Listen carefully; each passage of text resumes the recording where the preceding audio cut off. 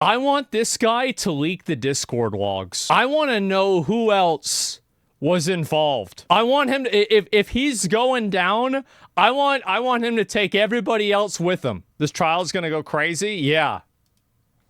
Or from music mogul to an inmate, Diddy Combs is denied bail on charges of sex trafficking and racketeering. TMZ has been following this case for not a good charge you want to have. Sex trafficking, not good. Now, and Charles Lati-Baudier is joining us to dive deeper into what is happening. Charles, I mean, shocking is an understatement when you hear the details of this case. What are your thoughts after hearing the indictment yesterday? Good morning, Brian and Natalie. I got to tell you, my thoughts reading the 14-page indictment yesterday were that there are a lot of people in Hollywood who are probably worried about which Diddy parties they were at and what was going on. That's not to say that I heard that there's already a list of people that have already stepped down. So there's a list somebody made of all the people that have stepped down since Diddy's arrest. Music executive, president, Rutgers president, Bay City mayor, doctor, executive director, CEO, chief prosecutor. That's crazy. Wow. And these are just the people that have stepped down. That's a lot. they were necessarily even involved in any of the things that are alleged by the U.S. Attorney's Office. But if you're at that party and it turns out that that's when he set up one of these freak-off sex parties, or that it was going on in another room and you didn't know about it, there's a good chance that you're going to be called by the U.S. Attorney's Office. If you're, and certainly if you were involved. I mean, like, I'm going to say, too, like, anybody that partied with this guy, like, at the end of the day, I mean, unless you were partaking in it or you were ignoring it, I'm sure that there's a lot of people that associated with Diddy that didn't know anything about this. So it's not like anybody that did anything with this guy is automatically guilty. I think that's kind of unfair, right? Feel bad for Justin Bieber. I think a lot of people have said that.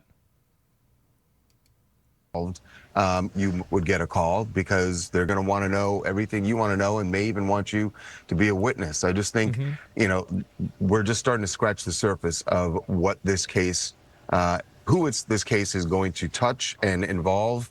And think about like 5 years ago, both this guy and Harvey Weinstein, and actually, to be fair, at that time, I'm pretty sure, maybe not 5 years, maybe it was a little longer than that, Epstein, all these guys were still doing it.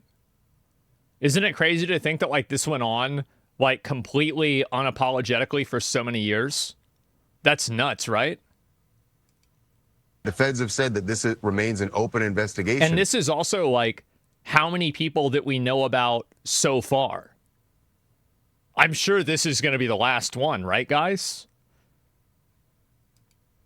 There could be more charges for Diddy. There could be more charges for other people involved.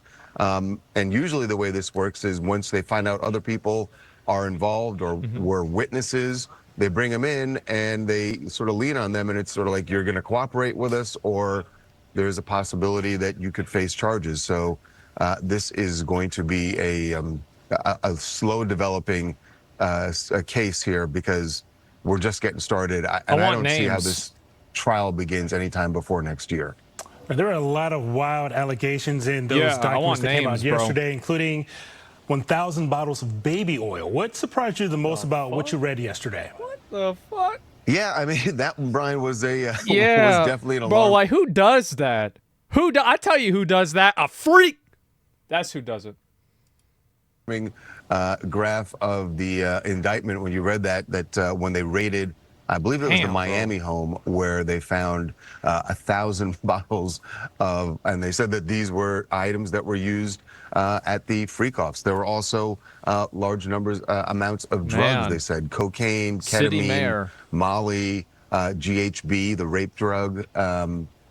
So, you know, they said that the house, according to the feds, that was stocked for these parties that were going on. And then to read... See, like, that's the thing, right? It's like, this dude, like, I got no problem with a guy that just gets on with weird shit, right?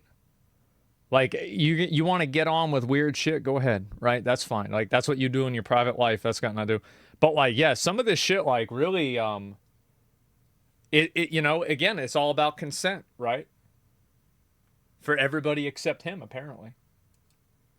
Their description of how Diddy, as they say, lured women into joining these parties, and they say that he would meet them or lure them, get to know them, and lure them in, thinking they would think that there was going to be a romantic relationship with him, and then it would turn out that they would be at these freak-offs where they would be forced to have, or drugged and forced to have sex with male prostitutes that he was bringing in. And that's one of the counts that he's facing also, is the transportation of individuals for a purpose of prostitution. So really alarming allegations. This dude, he, as I said, 1,000 bottles of baby oil. Who does that? Laid out in court. Diddy, of course, has pled not guilty to all of it. And then the real kicker for him at the end of the day was that the judge said you will be held without bail. And that means however long it takes for this trial to begin, he will be in a federal detention facility in Brooklyn, and not a very nice one. In fact, a fairly notorious one. So you got to figure it. He wants out of there, and he wants out as soon as possible. We're in this era right now, Charles, of men with power falling from grace in Hollywood. And when I think about Harvey Weinstein, you know, that was an open secret in Hollywood for a very long time about what he was doing with victims. Was this also the case with P. Diddy, that the people kind of knew this was going on? I feel like there's a lot of people, like Drake is another example, where like people would have like memes and shit. But the problem is that, and this is what happens every single time that somebody gets like exposed for some kind of bad behavior, is that everybody acts like I always knew it, but like that's not really true. It's always good to look back, you know, and to be like in retrospect, be like, I knew it. But like it's always, you know, 2020 from behind, right? I will say this: there were always been whispers about his power. And how he wielded that power. But I can't say I heard any whispers about these freak-offs, and it's really alarming. You know, we were talking about it yesterday. One, these parties had a lot of individuals. In fact, the U.S. Attorney's Office says that the parties would sometimes go on for days. Damn. So there are a lot of individuals involved, and yet, and they say this has been going on for more than 10 years. Jesus. And yet, we didn't hear about that. So that means that all the people that were involved, according to the feds, that he managed to keep them all quiet, that nobody would speak about it. That's impressive. It is. That's impressive. Wow. And that does sort of speak to the kind of power he wielded and the fear that people had of him. Yeah. We're also talking about the fact that the beating of Cassie, which was captured on the hotel surveillance remember video. Y'all saw that? That was what, 6 years ago. Yeah, alleged when nobody knew about it. Nobody heard about it. Think about all the people that were at the hotel who may have known about it, people who saw the surveillance video and never spoke about it. And like you said, we're in an era where when things like that happen, people speak out about it. So the fact that no one did, and that it only took this, really Cassie's lawsuit before any of this started coming out, it does kind of speak to the power that he wielded, and that the fact that nobody wanted to cross him. And Charles, what do you think happens? I think nobody wanted to deal with it, right? I mean, like, because you think about it, especially like if you're not like a celebrity or like a known person, like why the fuck do you want to get involved with this, right? Because like then he's gonna sue you. Your whole life is fucked up at this point. Like you don't want to deal with that. Absolutely. No, it makes sense when you think about it. Next, in this case, members of Sean Combs' family have been ordered to give up their passports. He's currently in jail. Or what do you think happens from here?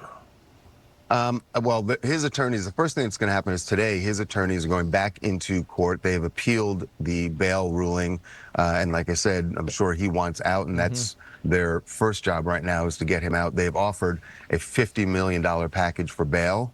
That was rejected yesterday, but they're going to take another swing at it today. And then after that, what happens, look, he did surrender his passport to his lawyer. We should say the way his team put it out originally, they made it sound like he had turned it over to the authorities. He had turned over his passport back in April to his lawyer, as did his children and his mother. And their point was they wanted to make the case to the court that, look, we're cooperating here. He is not a flight risk. And they feel like the U.S. Attorney's Office undermined that by raiding his hotel on Monday night and arresting him when they say he was in New York because he was more than willing to surrender. In fact, the plan was for him to surrender on Tuesday, and then for some reason the feds decided to arrest him Monday night. Diddy's attorneys think they did that so that it would look like he wasn't cooperating, and then the judge would deny him bail, which, as it turns out, is what happened. Well, he shouldn't get bail anyway, right? I mean, like, the guy's a threat. Like, I mean, they have tons of evidence about this guy, like, they have him on video recording, like, abusing people, right? I mean, this isn't like somebody that, like, ran a red light. It's not like somebody that made a mistake, right? I mean, they've got, yeah, you should not be walking around. Yeah, exactly. Charles, thank you so much for your thoughts on this morning. You guys always have so much information behind the scenes there. It is 7:13 a.m. in Los Angeles. Thanks for waking up early with us. That's wild. Absolutely. We're up early every day. So okay, thank you, you can sir. always reach us here. Sounds good. Bro, I want the names. I do. I want the fucking names. I want to know who it was, because you know for a fucking fact it was not just him. It was not him. He was not soloing this shit. Like, we need an Epstein list. Like, please, can we have P. Diddy come out and say that he's not suicidal? Like, he got to come out and say that right away. I hope he tells everything. I hope he does. There's a video right there. Yeah, man, that is crazy. It goes all the way back to the 2000s. I just think that, like, again, I think this type of behavior is just so, it's so reprehensible, right? It's disgusting. And so I really hope that there is a degree of accountability for this, because I think that so many people are tired of seeing people in a position of power like this use it. And, like, we're not talking about, like, some dude that's, like, you know, hooking up with his assistant and there's a power dynamic difference, right? Or like some, you know, Leonardo DiCaprio hooking up with a 19-year-old. Like, we're talking about, like, rape drugs, like fucking human trafficking. Like, this is actual serious shit, like grabbing people, like violence on camera. Like, this is a whole other level. So I hope nobody goes and thinks that this is some sort of, like, you know, well, what's his side of the story? You just watch the fucking video, man. You watch the video, you look at what they found. I mean, this is nuts. This is totally over the fucking line.